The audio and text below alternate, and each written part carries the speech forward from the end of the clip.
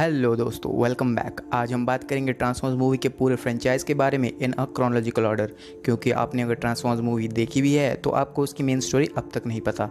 तो देरी क्यों, शुरू करते हैं। लेकिन शुरू करने से पहले do subscribe and support our channel. In Transformers पूरी स्टोरी स्टार्ट होती है from the cube AllSpark. Cube एक सोर्स है जिससे ट्रांसफॉर्मर्स क्रिएट हुए थे, जो कि उनका खुद का मानना था। लेकिन हम एज ऑफ एक्सटिंक्शन में जान पाते हैं कि ट्रांसफॉर्मर्स किसी मैजिकल क्यूब से नहीं बल्कि उन्हें क्रिएट किया था द क्रिएटर्स ने।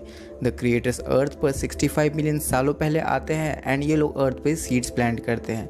लेकिन ये पेड़ पौधों वाली सीड्स नहीं थी, ये सीड्स थी टेराफॉर्मिंग सीड्स, जो कि ऑर्गेनिक मैटर को ट्रांसफॉर्मिंग में कन्वर्ट करती है। ट्रांसफॉर्मर्स बेसिकली मशीन्स है, इसलिए उन्हें जिंदा रहने के लिए एनर्जियन की ज़रूरत है। एनर्जियन क्रिएट करने के लिए ट्रांसफॉर्मर्स के पास स्टार हार्वेस्टर है एंड स्टार हार्वेस्टर एक पूरे तारा को निगलकर उसकी एनर्जी को स्टोर कर सकती है। अब जो प्राइम्स थे यानी कि लीडर ऑफ प्लैनेट साइबरट्रॉन, इन सब में एक रूल था कि कभी भी ये लोग किसी ऐसे प्लैनेट की सन को डिस्ट्रॉय नहीं करेंगे जिसमें लाइफ एग्जिस्ट करती है। लेकिन एक इनमें से प्राइम था जिसका नाम था द फॉलन। वही रूल को तोड़कर अर्थ पर आ जाता है एंड इजिप्ट में एक स्टार हार्वेस्ट को एक्टिवेट कर देता है। फॉलन को रोकने के लिए बाकी प्राइम्स अर्थ पर आते हैं एंड फॉलन को ट्रांसफॉर्मर्स जेल में कैद कर देते हैं। अब बाकी प्राइम्स खुद को सेक्रीफाइस करके स्टार हार्वेस्टर की द मैट्रिक्स ऑफ लीडरशिप को प्रोटेक्ट करते हैं, खुद को पिघलाकर। 1000 साल बीत जाते हैं एंड साइबरट्रॉन पर अब एक सिविल वॉर छिड़ चुकी थी दो ग्रुप्स के बीच, जिनका नाम था ऑटोबॉट्स और डिसेप्टिकॉन्स। ऑटोबॉट्स जिनका लीडर था ऑप्टिमस प्राइम और डिसेप्टिकॉन्स का लीडर था मेगाट्रॉन, जो कि फॉलन का अप्रेंटिस था। वॉर में ऑटोबॉट्स हार जाते हैं, इसलिए सेंटिनल प्राइम, जो कि ऑप्टिमस का मेंटोर था, वो साइबरट्रॉन प्लैनेट से द अर्थ नाम की शिप में एक हाईली एडवांस टेक्नोलॉजी लेकर एस्केप करता है। क्योंकि इस टेक्नोलॉजी की मदद से ऑटोबॉट्स ये लड़ाई को जीत सकते थे। लेकिन डिसेप्टिकॉन शिप पर अटैक करते हैं एंड शिप टुकड़ों में बट जाती है। इसके बाद सेंटिनल प्राइम और उसकी टेक्नोलॉजी के साथ क्या हुआ हम आगे जानेंगे। 10,000 BC के दौरान द क्यूब ऑलस्पार्क अर्थ पर गिरती है, जिसके पीछे डिसेप्टिकॉन्स का लीडर मेगाट्रॉन भी अर्थ पर आ जाता है। लेकिन वो आर्टिक ओशन में क्रैश लैंडिंग कर जाता है, जहाँ पर यह अब 12,000 सालों तक जमा रहने वाला था। अब हम 484 AD के वक्त में आगे बढ़ते हैं, जहाँ पर किंग आर्थर और उसके राउंड टेबल लड़ाई कर रही थी अपने एनिमी सेक्सॉन्स के खिलाफ। दरअसल ये लोग लड़ाई करके थोड़ा वक्त बना रहे थे अपने जादूगर मर्लिन के लिए, जो कि एक ऐसी वेपन की तलाश में गया था जिससे ये लोग वॉर को जीत पाएंगे। ये वेपन एक स्टाफ थी जो कि क्विंटेसन नाम के एक साइबरट्रॉन की गॉडेस का था, जिसे उसी के एक नाइट ने बहुत पहले चुरा लिया था ताकि वो अर्थ को डिस्ट्रॉय ना कर सके। मर्लिन स्टाफ की मदद से आर्थर उसके नर्ड्स को पावर दे देता है, जिससे ये लोग वॉर को जीत जाते हैं। मर्लिन के स्टाफ के यूज करने पर मर्लिन की DNA स्टाफ में एनकोडेड हो जाती है, इसलिए बस मर्लिन की ब्लड लाइन या यूँ कहें कि मर्लिन के वंशज में से ही कोई होगा जो कि स्टाफ को फ्यूचर में यूज कर पाएगा। अब बाकी दुनिया को ट्रांसफॉर्मर्स और स्टाफ की पावर के बारे में कुछ पता ना चले, इसलिए राउंड टेबल के सारे योद्धा शपथ करते हैं। राउंड टेबल के सारे knights the order of the विटिकन्स फॉर्म करते हैं एंड इस ऑर्डर के वंशज को हम पूरे हिस्ट्री के दौरान देख पाते हैं, जैसे कि Michelangelo, da Vinci, Shakespeare, Stephen Hawking और सैम, जो कि मूवी का मेन हीरो है।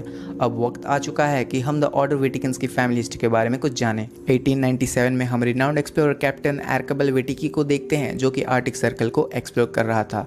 खोद के दौरान ये बर्फ के अंदर गिर जाता है, जहाँ पर उसे मेगाट्रॉन जमा हुआ मिलता है। यहाँ पर कैप्टन गलती से मेगाट्रॉन की नेविगेशन सिस्टम को एक्टिवेट कर देता है, जिससे होता यह है कि उसकी लोकेशन चश्मों पर इम्प्रिंट हो जाती है। 1913 में क्यूब 7 इंसानों को मिलती है, जिसे हिस्ट्री द फर्स्ट 7 के नाम से जानती है।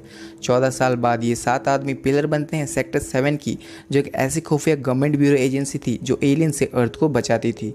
7 साल बाद बर्फ में जमे मेगाट्रॉन को सेक्टर 7 वाले होर्डम के अंदर छिपा देते हैं द क्यूब ऑलस्पार्क के साथ। वर्ल्ड वॉर 2 के दौरान बम्बलबी, जो कि ऑटोबॉट्स का स्काउट था, एलाइड फोर्सेस की मदद करता है वॉर को जीतने में हिटलर के खिलाफ। एंड अब हम जानेंगे कि पहले सेंटिनल प्राइम जिस टेक्नोलॉजी के साथ एस्केप करते हुए एस्केप में खो जाता है उसके बारे में। साल 1916 में सेंटिनल प्राइम फाइनली मून में क्रैश लैंडिंग करता है एंड इस क्रैश लैंडिंग के बारे में यूएस को पता चल जाती है। लेकिन अब तक इंसानों के पास स्पेस में जाने की टेक्नोलॉजी नहीं थी। यूएस से पूरे 8 साल लगा देती है एंड पहली बार इंसान चांद पर पैर रखता है with the help of Apollo 11। Moon पर इन्हें द आर्क शिप मिलती है, जिसके अंदर सेंटिनल प्राइम इन्हें डोमिनेंट स्टेट में मिल जाता है। यूएसए के बाद रशिया भी मून पर पहुंच जाती है एंड ये लोग द आर्क शिप की एक फ्यूल सेल को अपने साथ अर्थ पर ले जाते हैं। रशिया इस फ्यूल सेल पर बहुत सारे टेस्ट करती है, जिसका रिजल्ट एक डिजास्टर का रूप ले लेती है, जिसे रशिया एक न्यूक्लियर पावर प्लांट मेल्टडाउन का कवरअप देती है। 2003 में नासा का रोवर मार्स से एक छोटा सा वीडियो ट्रांसमिट करता है ऑफ स्टार स्क्रीन, जो कि मेगाट्रॉन का सेकंड इन कमांड था, 4 साल बाद डिसेप्टिकॉन्स फाइनली अपनी चाल चलते हैं bye attacking American intelligence system, ताकि उन्हें उनके लीडर मेगाट्रॉन की लोकेशन पता चले। अमेरिकन इंटेलिजेंस से इन्हें पता चल जाता है कि मेगाट्रॉन की लोकेशन की कोऑर्डिनेट्स कैप्टन विटविकी के चश्मे में इम्प्रिंटेड थी। ये चश्मा प्रेजेंट में सैम के पास था, जो कि कैप्टन विटविकी का पर्प होता था। सैम इस दौरान एक पुरानी सी कार खरीद लेता है, जो कि दरअसल बम्बलबी ही था, एक कार के फॉर्म में। डिसेप्टिकॉन सैम का पता लगा लेते हैं, लेकिन बम्बलबी सैम को इनसे प्रोटेक्ट करता है और ऑप्टिमस प्राइम भी बाकी ऑटोबॉट्स के साथ फाइट को ज्वाइन करता है। यहाँ पर सेक्टर 7 पहुँच जाती है और सैम को बम्बलबी के साथ अरेस्ट करके होवर डैम ले जाते हैं, जहाँ पर सेक्टर 7 ने मेगाट्रॉन और द क्यूब ऑलस्पार्क को रखा हुआ था। डिसेप्टिकॉन्स इनका पीछा करते हुए फैसिलिटी में पहुंचकर पूरे सिस्टम को हैक कर देते हैं, जिससे होता यह है कि मेगाट्रॉन अपनी क्रायो स्लीप से जाग जाता है। डिसेप्टिकॉन्स और ऑटोबॉट्स की लड़ाई फिर शुरू हो जाती है एंड सैम क्यूब की मदद से मेगाट्रॉन को मार गिराता है। यूएस गवर्नमेंट इस हादसे के बाद सेक्टर 7 को बंद करवा देती है एंड मेगाट्रॉन के बचे हुए रैकेज को समंदर की गहराइयों में डिस्पोज कर देती है। ऑटोबॉट्स का लीडर ऑप्टिमस प्राइम यहाँ पर स्पेस में एक मैसेज ट्रांसमिट करता है बाकी ऑटोबॉट्स को, जो कि छिपे हुए थे स्पेस में, उन्हें इस वॉर में शामिल होने के लिए। नाउ स्टोरी कंटिन्यूज और साल है 2009 का।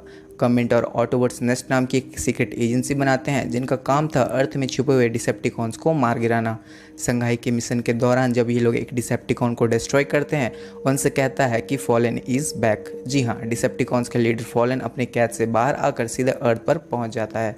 सैम इधर अपने लाइफ से खुश था एंड उसे एक दिन द क्यूब ऑलस्पार्क की एक पीस मिलती है, जो उसे एंशिएंट साइबरट्रॉनियन नॉलेज शो करती है, जिसे वो हैंडल नहीं कर पाता एंड पागलों जैसी हरकत करने लगता है। गवर्नमेंट एजेंसी नेस के पास भी क्यूब की एक पीस थी, जिसे डिसेप्टिकॉन चुरा कर मेगाट्रॉन को दोबारा जिंदा कर देते हैं।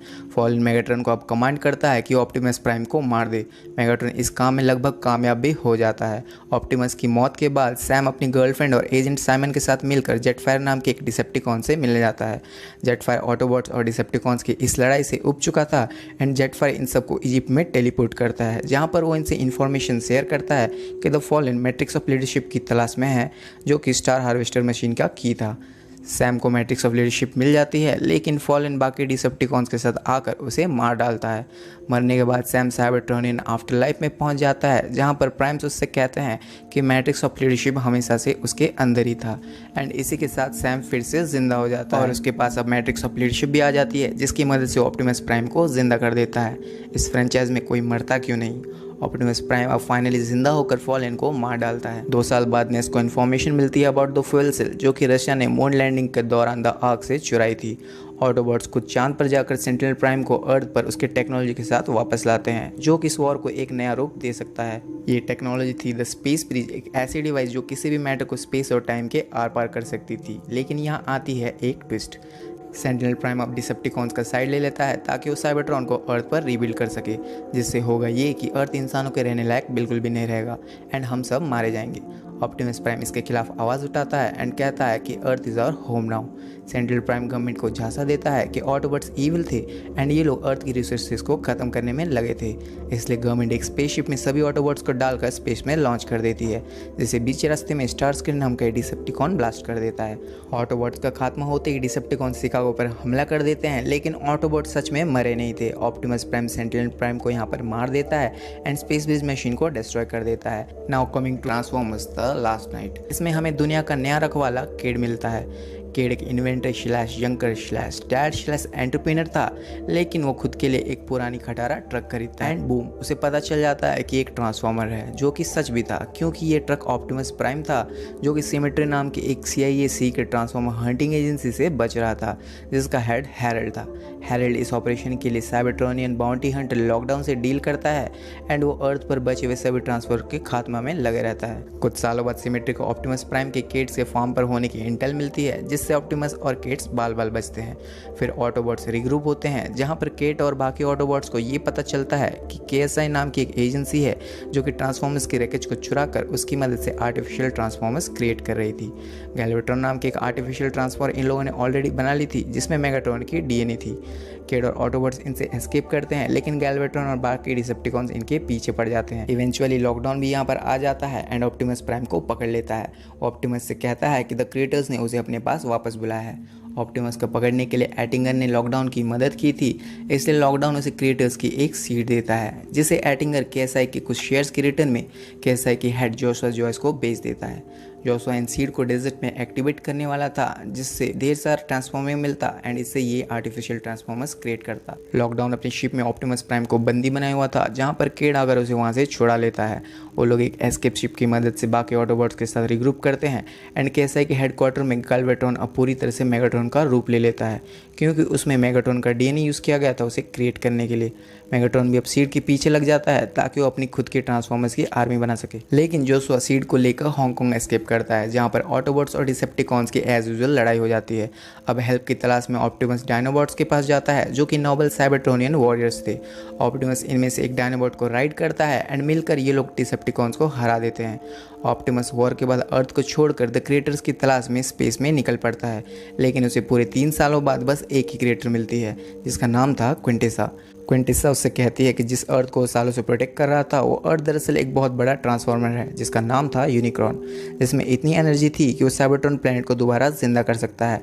क्विंटेसा ऑप्टिमस को ब्रेन वॉश करके ऑर्डर देती है कि वो अर्थ में वापस जाकर स्ट्रैप को अपने साथ वापस लाए ताकि वो यूनिक्रॉन को एक्टिवेट कर सके। जब ऑप्टिमस अर्थ छोड़कर क्रिएटर्स की तलाश में गया था, केड और बाकी ऑटोबॉट्स छिप कर अपने दिन काट रहे थे। इसी दौरान उसे क्रैश साइबरट्रोनियन शिप मिल जाती है जहाँ पर उसे क्विंटेसा का एक नाइट अधमरी हालत में मिलता है। मरने से पहले नाइट केड को एक टैलिस्मन देता है जिसमें उसे सर एडमंड बर्टन के बारे में पता चलता है जो ऑर्डर ऑफ द विटविकन्स के एक डिसेंडेंट था। एंड फिर हम विवियन वेमली नाम के एक हिस्ट्री प्रोफेसर को देखते हैं। याद है किस तरह से ऑर्डर ऑफ द विटविकन्स मर्लिन के वंशज को प्रोटेक्ट करने की शपथ ली थी। विवियन को पता चलता है कि वो मर्लिन के वंशज की आखिरी वारिस है एंड जो क्विंटेसा के स्टाफ को यूज़ करके सबको बचा सकती थी, लेकिन इनके पास स्टाफ ज़्यादा देर तक रहने वाला था नहीं। क्विंटेसा और ऑप्टिमस प्राइम जो कि अब नेमेसिस बन चुका था अर्थ पर ट्रैवल करके स्टाफ को वापस ले लेते हैं। क्विंटेसा स्टाफ की मदद से अर्थ को या यूँ कहें कि यूनिक्रॉन को एक्टिवेट कर देती है। अब नेमेसिस को रोकने के लिए बम्बल भी आता है एंड इन दोनों में लड़ाई हो जाती है। बम्बल भी फाइट को हार रहा होता है, लेकिन यहाँ पर उसकी ओरिजिनल वॉइस आ जाती है जिसे सुनकर नेमेसिस वापस से ऑप्टिमस प्राइम बन जाता है। साइबरट्रॉन के नाइट्स ऑप्टिमस की इस गद्दारी पर उसे मारने ही वाले थे, लेकिन केड यहाँ पर उसे प्रोटेक्ट करने के लिए तालिस्मान के साथ फाइट में एंटर करता है जो कि एक्सकेलिबर नाम के एक लेजेंडरी स्वॉर्ड में कन्वर्ट हो जाती है एंड ये केड था जो कि द लास्ट नाइट बन जाता है। ऑटोबॉट्स और ह्यूमंस मिलकर क्विंटेसा के स्टाफ को चुरा कर उसे मार डालते हैं, लेकिन क्योंकि इस फ्रेंचाइज में कोई शांति से मर भी नहीं सकता, थोड़ी देर बाद डेजर्ट में क्विंटेसा वापस आ जाती है जहाँ पर वो यूनिक्रॉन से रिलेटेड कुछ डेंजरस बात बताती है। एंड में ऑप्टिमस फिर से एक बार स्पेस में बाकी ऑटोबॉट्स को मैसेज ट्रांसमिट करता है कि अर्थ ही हमारा घर है एंड इसी के साथ ट्रांसफॉर्मर्स की टाइमलाइन इज एक्सप्लेन्ड। तो एक्सप्लेनेशन आपको कैसी लगी मुझे कमेंट्स में ज़रूर बताएं। वीडियो को लाइक करना ना भूलें एंड चैनल को सब्सक्राइब करना तो बनता है। तो तब तक के लिए थैंक यू एंड बाय।